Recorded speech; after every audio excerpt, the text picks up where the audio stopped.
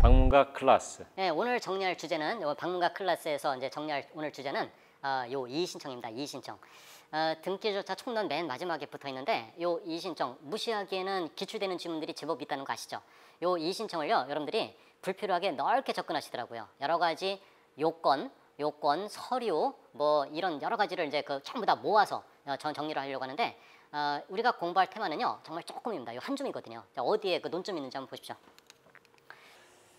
이거 이제 우리가 이제 늘상 이제 보던 등기부인데 이 등기부 갑구인데요. 이 소유자가 이현승 씨로 되어 있습니다. 이 건물 등기부인데 이현승 씨로 이제 소유자가 등기가 된 상태에서 자 이거 말소가 되었네요. 어제요.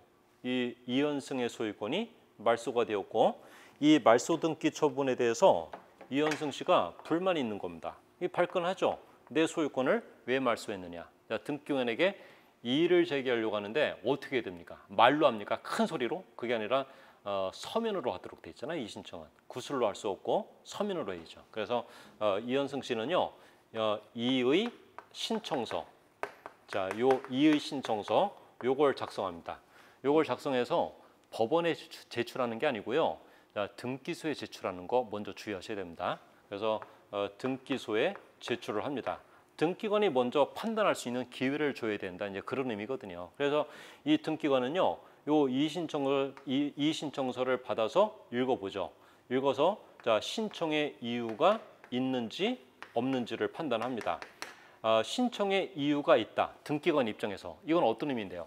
이현승 씨의 이의신청 이유가 있구나. 이 말은 내 말소 처분이 잘못된 거였구나. 이런 판단이잖아요. 그래서 이럴 때는요, 자 등기관이 얼른 자, 이 말소되었던 권리 있죠? 그걸 살려주는 겁니다.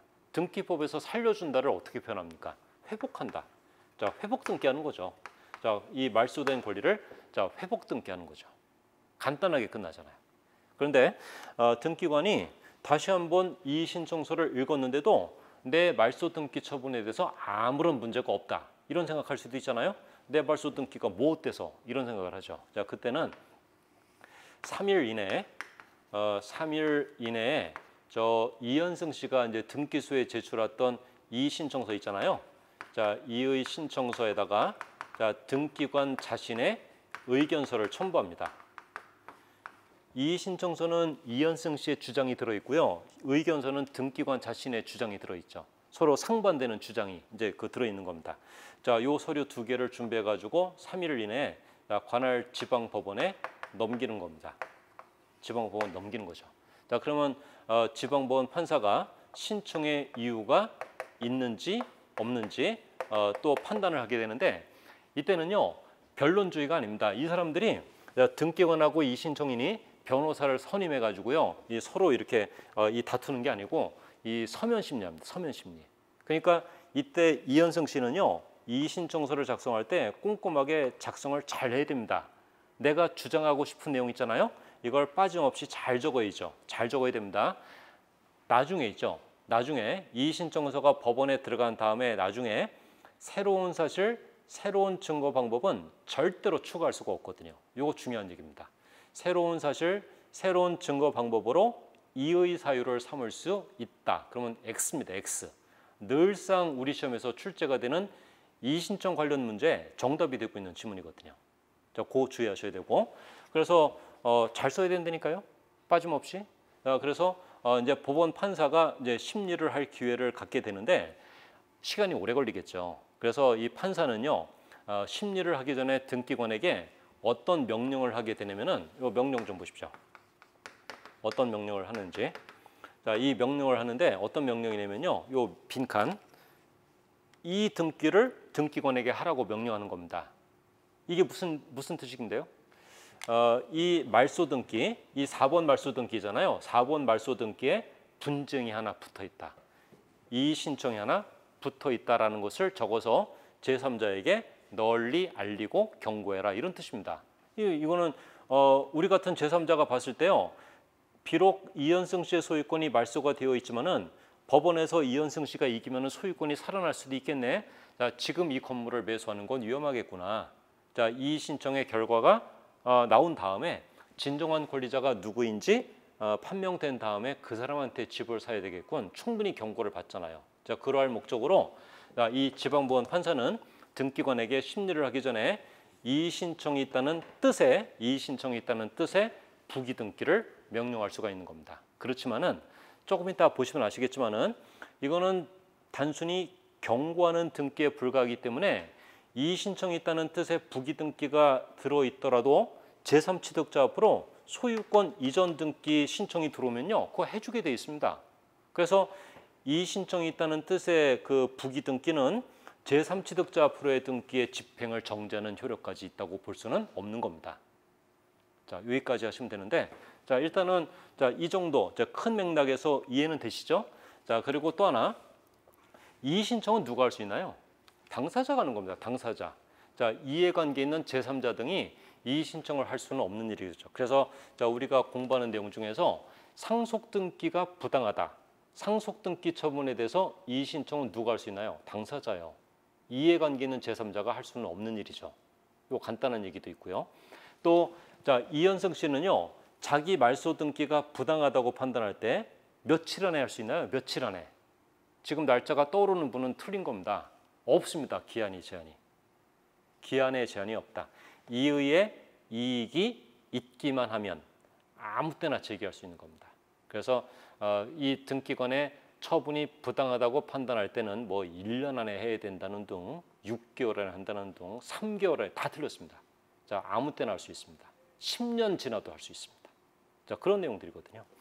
자, 우리 교재에 그 정리가 되어 있는 내용이 한번 읽어보십시오. 이 정도. 일단은 이의신청은 어디에 제기하는 겁니까? 지방법원에. 그러나 이의신청서는 어디에 제출합니까? 등기소에. 정리해볼게요. 이의신청은 지방법원에 제기한다. 그러나 이의신청서는 등기소에 제출하는 방법으로 하여야 한다. 정리됐죠? 요거 하나. 자, 그 다음에 여기 상속인이 아닌 자는 상속등기가 위법하다고 이의신청할 수가 없다. 제3자니까. 이거 당연한 얘기입니다. 그 다음에 제일 중요한 거. 자, 이 새로운 사실, 새로운 증거 방법으로 이의신청을 할 수는 없다. 그 다음에 이의신청 언제까지 할 수 있나요? 이의 이익이 있으면 언제라도 할 수 있다. 기한의 제한이 없다. 이것도 중요하고. 그 다음에 자, 집행정지력이 없다. 자, 요거요. 요거 공부한 분들은 어떤 말인지 명확하게 이해를 하는 분들도 있지만은 요거 이해 안 되는 분은 여기 좀 보십시오. 자, 집행정지력이 없다. 자, 요 말의 의미가 뭐냐면은 여기 보십시오. 아까 제가 잠깐 이제 그 말씀드렸지만은 이의신청이 있다는 뜻의 부기등기가 들어오면요, 저 같으면 안 들어오겠네요. 충분히 경고를 하는데도 뭐가 무서워 하면서 들어올 사람이 어디 있습니까? 근데 들어왔네요. 박영래 씨는요. 그래서 이 등기 신청이 들어오면은 등기관은 받아주나요? 받아줬죠. 받아줬으니까 여기 들어온 거 아닙니까? 그런 거지. 등기관이 박영래 씨한테 너 이거 이 신청 있다는 뜻의 부기등기가 보여 안 보여? 이 부기등기를 보고서 어떻게 들어와? 그래서 이 제3취득자 명의 이전 등기는 집행할 수가 없어. 이렇게 말을 하면 안 된다는 거죠. 그 위험 부담은 이 사람이 감수하는 건데요, 뭘. 그래서 이 이의신청이 있다는 뜻의 부기등기가 들어왔다 하더라도 제3취득자 명의 등기를 집행하는 것을 금지할 수는 없다. 그런 의미죠, 뭐. 요 정도면 되겠죠? 자, 그 정도 하시면 되죠. 이의신청은 뭐 깔끔하게 끝납니다. 요 정도. 자, 그 이상을 짚으시려고 하면은 의미 없는 일들입니다. 자, 문제 한번 볼게요. 39번에 요거 이 정리는 요 정도 했는데 문제는 단순합니다. 자, 이의신청에 관한 내용으로 틀리는 것은 1번 이의신청은 새로운 사실, 새로운 증거 방법을 근거로 할 수가 있다. 없잖아요. 1번 틀린 거 아시겠죠? 그 다음에 2번은 얘기입니다. 상속인이 아닌 자는 상속등기가 위법하다고 해서 이의신청할 수가 없다. 그 다음에 이의신청은 뭐 서면으로 해야 되겠네요. 그 다음에 기한의 제한도 없죠. 그 다음에 집행정지력도 없죠. 이거 어떤 의미인지 아시겠죠? 4번?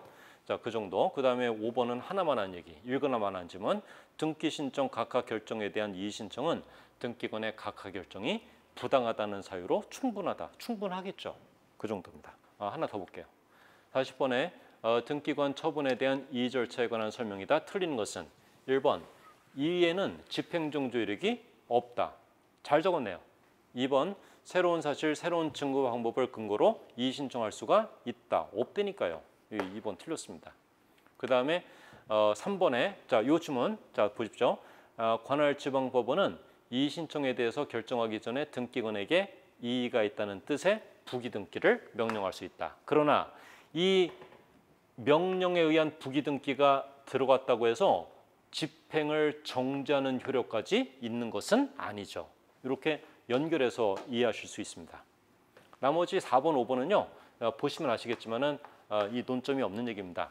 요 기출 문제는요. 우리가 공부할 양, 범위, 난이도 모든 걸 알려주고 있거든요. 자, 기출 문제를 벗어나는 거를 우리 수험생 입장에서 끌어들일 필요는 전혀 없습니다. 이의 신청의 공부 범위입니다. 이 정도까지 하면 되죠.